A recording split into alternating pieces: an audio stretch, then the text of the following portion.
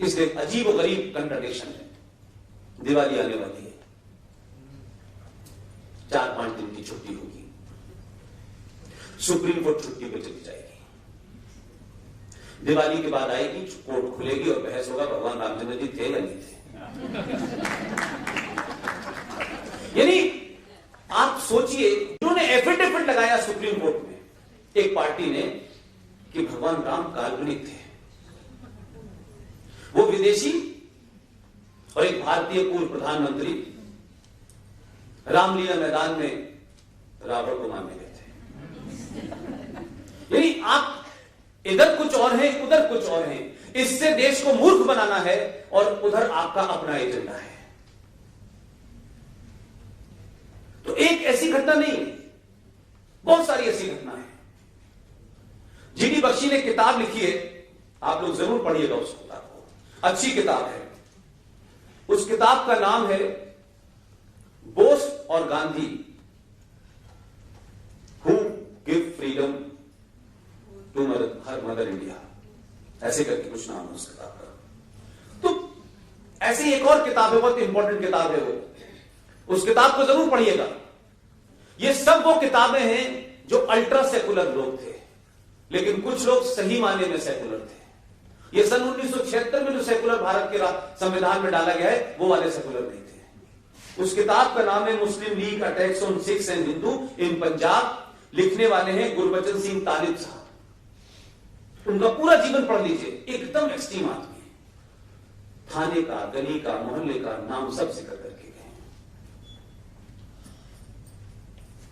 लिहाजा मेरा जो खास मकसद है आपके बीच में आने का, वो ये है कि देश चलता रहेगा, सड़कें बनती रहेंगी।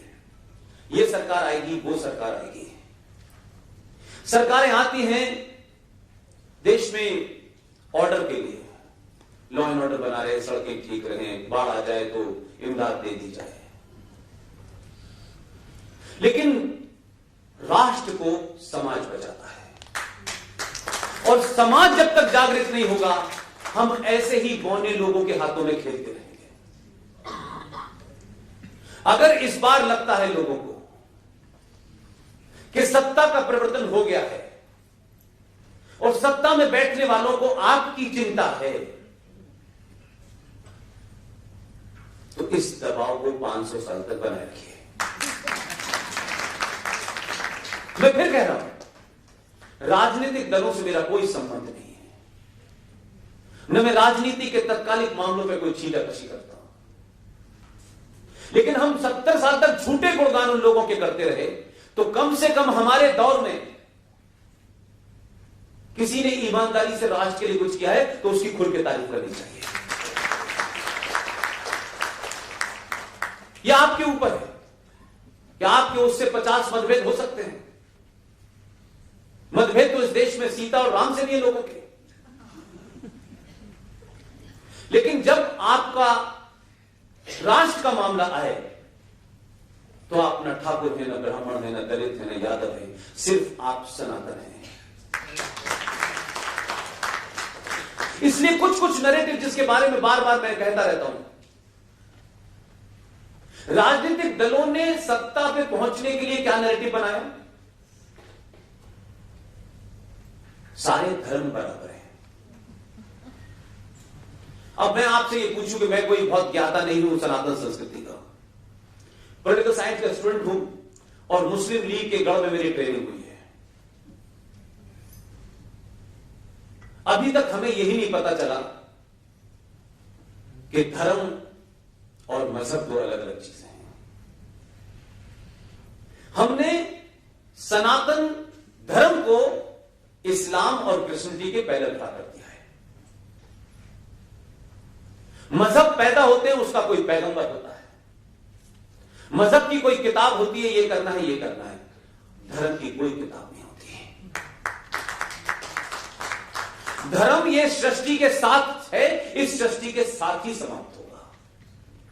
ना आपका कोई पैगंबर है, ना आपका कोई फाउंडर है, ना कोई ऐसी किताब है जिसे आपको फॉलो करना है। ये मंदिरों का कंसेप्ट ये पूजा पाठ, ये घंटा, ये बहुत लेटर स्टेज की बात है।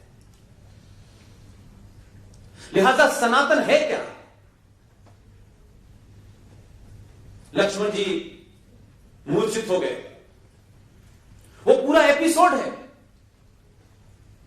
तो हमको हमारे पंडित जी ने एक कहानी सुनाई, ऐसा हुआ ऐसा हुआ, और फिर हनुमान जी उनकी दवा के लिए संजीवनी लेने चले गए।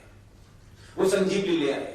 अब क्योंकि कहानी किस्सों में सिंबॉलिक चीजें इस्तेमाल की जाती हैं, जैसे हमारे यहां हमारी दादी कहती थी चंदा मामा, घर में कोई मामा नहीं तो वहां चंदा मामा थे। अब चंदा मामा को लेकर के कोई अपने खूबसूरत महबूब की शक्ल देख सकता है, चांद सा कह सकता है, चौधरी का चांद बना सकता है, ये इमेजिनेशन हो सकता है, लेकिन चांद पे कोई खीर नहीं बन रही है। वो जब गए वहां तो संजीवनी लेके आ गए। तो हम समझ रहे हैं कोई मटेरियल है, कोई जड़ी बूटी है। उसी में आगे एपिसोड में है कि संजीवनी का मतलब होता है विज्ञान, और पहाड़ का मतलब होता है ज्ञान। और जो आदमी मूर्छित है, जो अज्ञानी है, वो मरे हुए के समान है। लिहाजा अज्ञान को कहते हैं आदमी मरा हुआ। अब उस पूरी फिलॉसफी को सिंप्लीफाई करके अगर आप सुनाएंगी तो इतना ही फर्क है कि एक बच्चा जो 10वीं क्लास में है या जो 10 साल का है, वो मां अपने बच्चे को दूध के अंदर क्या क्या है ये नहीं बताती है। वो नहीं बता सकती, ना वो समझ सकता, ना उसको ऑक्सीजन का फॉर्मूला पता है, ना उसे वाटर का फॉर्मूला पता है। लेकिन जैसे जैसे वो बड़ा होता है, आप उसको वो साइंटिफिक टर्म बताने लगते हैं। बचपन में जो बात आपने 5 साल के बच्चे से कही होगी, वो 15 साल के बच्चे से नहीं कहेंगे आप, क्योंकि अब उसका मानसिक स्तर बढ़ गया है। लिहाजा हम हमारे संस्कारों में नदी पानी का स्रोत नहीं है, इसलिए हम गंगा को गंगा मां के पूजते हैं। उस पूजने में यह नहीं है कि उससे कुछ हो जाएगा। उस पूजने में हमारी भावना यह है, सनातन यह है कि यह नदी है, इसे शुद्ध रखना है। यह जीवन देती है, यह पानी है, बगैर पानी के जीवन नहीं। इसलिए आज भी सनातन संस्कृति में जो लोग सुबह उठते हैं, जमीन पर पैर रखने से पहले जमीन को छूते हैं, उसी पर्यावरण को ध्यान में रख करके, क्योंकि वो ब्रह्मांड के हिस्से हैं। उसी पर्यावरण को बचाने के लिए आपसे कहा गया कि पीपल के पेड़ में पानी देते रहना, क्योंकि इसमें भगवान का वास होता है। और आप पानी दे झोटा चढ़ा रहे हैं। और अब तो ये मजबूरी कर दी है कि लोगों को इतने साल के बाद भी लोगों ने अब उसमें जाकर के धागा बांध देते हैं और उसमें उसके मुंह पे लड्डू चुका देते हैं और उसमें कोशिश करते हैं कि पेड़ खाई ले। अब वो बेचारा पीपल में हो ये रहा है कि चीटे लग रहे हैं, उसकी जड़ों में चीटे। अभी हम ये समझा नहीं पाए जो बात हमें बतानी चाहिए थी, जो मां को एक बच्चे को बतानी चाहिए थी, जो स्कूल में बतानी चाहिए थी, उसकी समझ नहीं आ रहा कि पीपल का पेड़ एकमात्र पेड़ है जो 24 घंटे ऑक्सीजन देता है। उसका प्रोटेक्शन कैसे करें, क्योंकि लोग धार्मिक थे, लिहाजा धर्म से जोड़ने से लोग बात मान जाते थे, लिहाजा हम उसको प्रोटेक्ट करना था। हमने ये बात कह दी, ये थोड़ी कहती है, तो लोग प्रोटेक्ट करने लगे। ऐसे ही हम तमाम सारे लोग, मैं कल किस्सा सुना रहा था, मैंने अपनी मां को अपनी आंखों से देखा है।